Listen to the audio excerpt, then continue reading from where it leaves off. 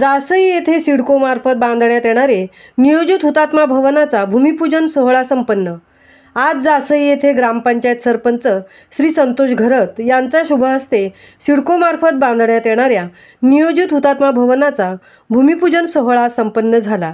यावेळी सरपंच संतोष घरत, उरण पंचायत समितीचे माजी सभापती नरेश शेठ घरत, उपसरपंच श्रीमती माईताई पाटील, ग्रामपंचायत सदस्य धीरज घरत, आदित्य घरत, सुदर्शन पाटील, प्रशांत म्हात्रे, रामकिशोर ठाकूर, विनायक पाटील, वीणा घरत, सुलोचना घरत, अश्विनी नाईक, हर्षद तांडेल, सृष्टी म्हात्रे, जासई ग्रामस्थ धर्मशेठ पाटील, संजय ठाकूर, रमाकांत म्हात्रे, संतोष घरत, हरी पाटील, रमेश पाटील, किरण घरत, यशवंत घरत, प्रमोद घरत, वंदना पाटील, सुमन म्हात्रे, वंदन म्हात्रे, नीराबाई म्हात्रे व इंद्रादीप कॅट्रशान कंपनी सर्व कर्मचारी उपस्थित होते।